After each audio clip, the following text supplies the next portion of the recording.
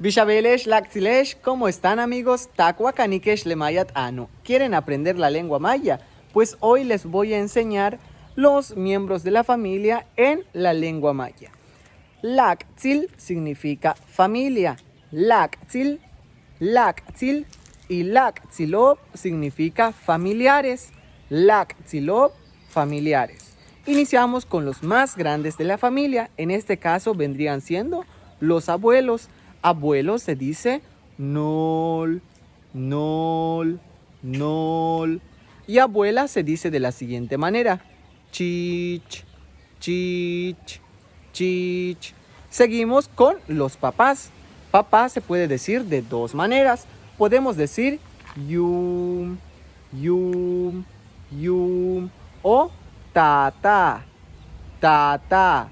Yum o tata, cualquiera de las dos. Y mamá se dice na, na. Continuamos con los miembros de la familia escuchando la belleza de la naturaleza. En este caso seguimos con hermano y hermana. El primero es sukuun, sukuun, hermano, sukuun, hermano. Y hermana se dice kik, kik, kik. Pero hermanito se dice itzin, itzin, itzin, hermanito. Ahora bien, ¿cómo se dice primo y prima?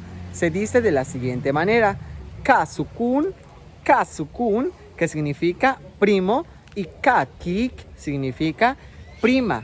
Kakik o kasukun, prima y primo. Y también podemos aprender cómo se dice esposo y esposa. Esposa se dice atan, atan, atan. Y esposo se dice icham, icham, icham. Esposo y esposa. Y por último podemos agregar a tía y tío. Tía se dice shkit, shkit, shkit. Y tío se dice tseyum, tseyum, tseyum. Tía y tío en la lengua maya. Y recuerden, Lactzil, familia, y Lactzilop, familiares. Malo, canantaba. Bueno, cuídate.